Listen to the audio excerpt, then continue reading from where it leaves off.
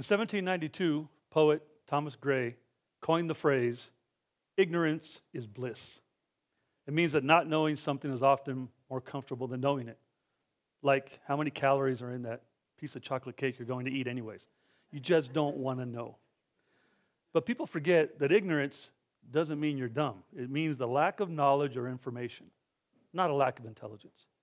A very smart person could be ignorant in the rules of football, for example. Or like me, I'm ignorant in the strategy of chess. So my 7-year-old son, Charlie, who's on the chess team at his school, beats me all the time. Doesn't mean you're dumb. It means you just are missing some bit of information that you don't know. But I argue that ignorance is very powerful, and it can lead to breakthroughs and spawn innovation when you least expect it. My entire business is sort of by accident, and it's a testament to the power of ignorance in innovation.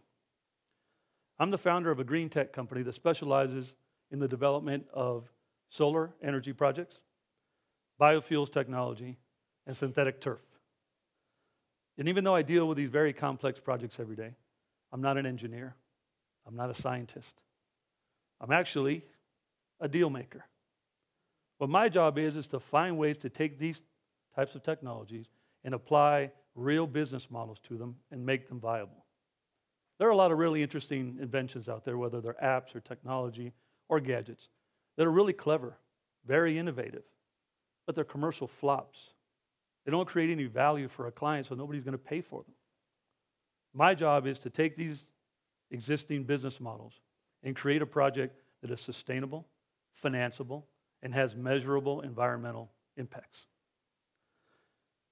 The entire business I have sort of came by accident, and I wanted to tell you the story of 3 of the things that happened to me because of my ignorance. My first green deal was in 2008. Previously, I worked for 13 years for the California State Legislature. Politics, I know. I survived. But the last 4 years that I worked there, I worked in the California State Capitol, and I helped put together the $100 billion a year annual budget. And after I left, all of my friends in government now think that if I can solve those problems, I can fix any budget. So I get a lot of requests for that. In 2008, a school district in my area in San Diego approached me and asked me if I could help them save money without firing any teachers or staff. And they handed me their $40 million budget, and I went through it, and 87% was staff. It only leaves 13% to find a way to save money. And the single largest expenditure after staff was electricity, over $1 million a year. And I thought maybe if I could find a way to attack that, I could create the most savings. And I knew a little bit about solar.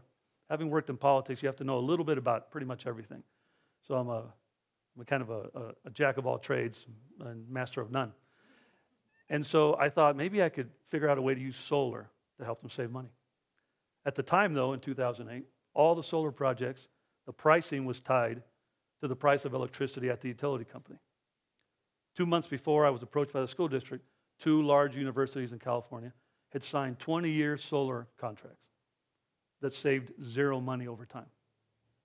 So that wouldn't really do anything for this school district. So I started noodling on it like I always do.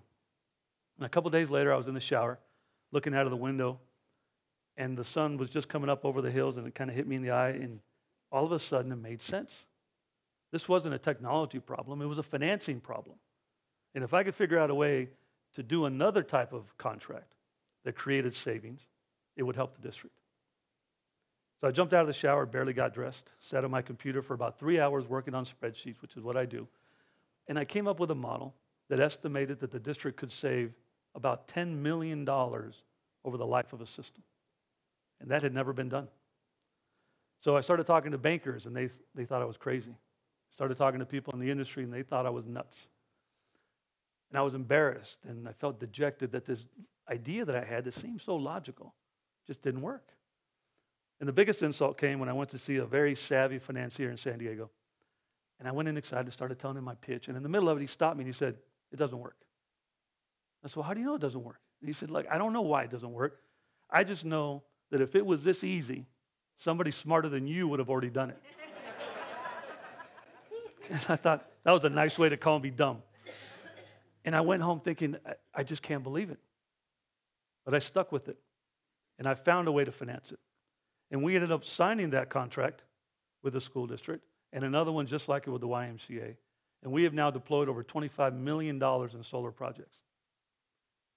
When a guy in a green shirt with Solar City comes to your door now and offers you solar with no money down, 20-year payments to save you money, that's the model I invented in 2008 when people thought I was nuts. It happened to me, the same thing happened to me about 2 years ago in the biofuels industry. I was in a meeting and I met some very clever engineers that designed a biomass project that can burn coal cleanly and create diesel for trucks. Not very sexy, but it worked. It was really interesting technology. I just didn't want anything to do with the coal industry. It's a dirty way that they mine it. The environmental impacts are very bad, and the impacts on the miners is even worse.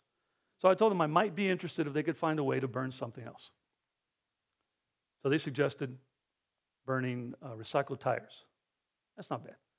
Or they said they could burn the solid waste from a sewage treatment plant. That's not sexy. Definitely didn't want to do that. So I started noodling on it like I usually do.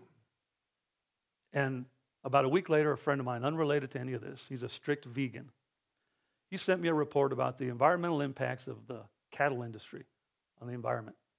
And the report concluded that about 20% of the greenhouse gases in the environment come from the manure from cattle.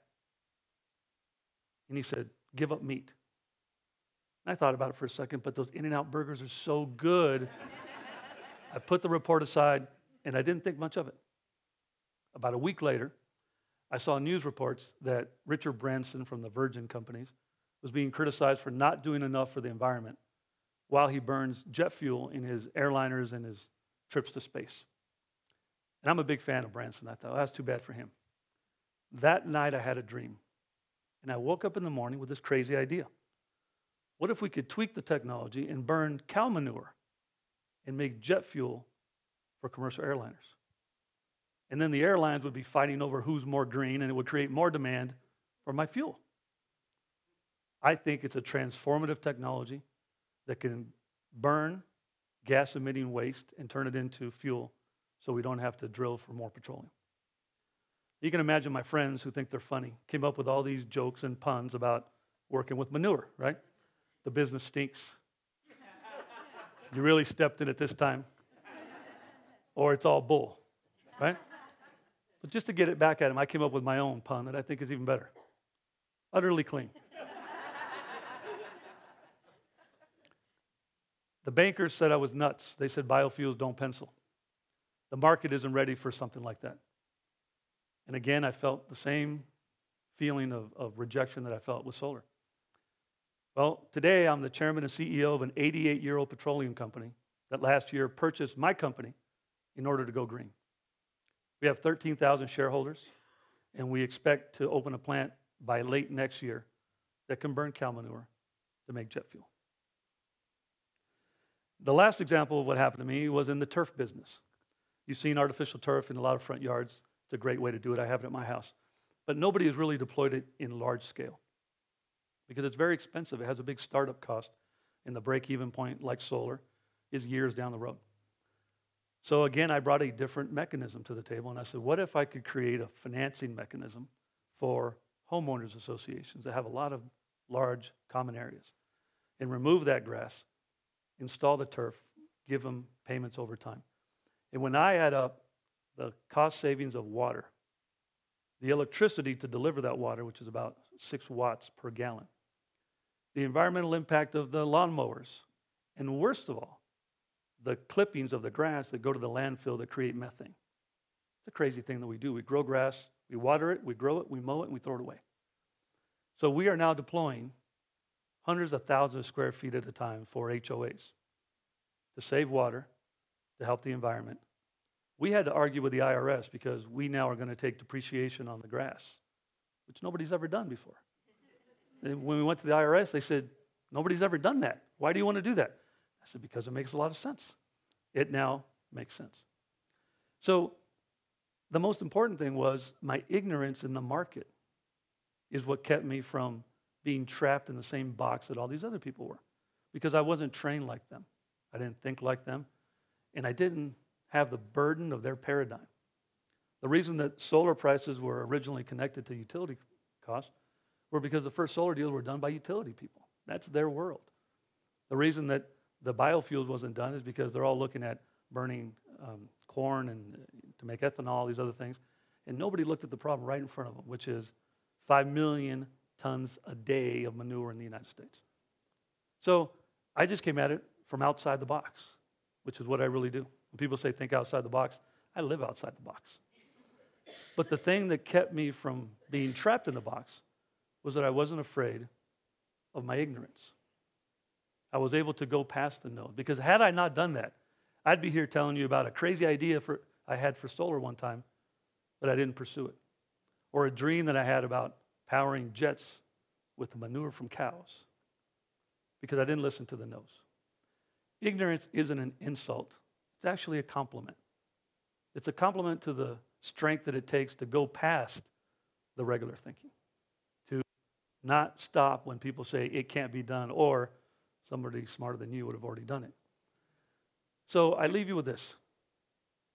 I hope you do pursue those crazy ideas that you have, because I know just about everybody has that crazy idea, and they're afraid to step out of the box and feel humiliated like I did. And my hope for you is that you're ignorant enough to give it a real try. Thank you for sharing your time with me today.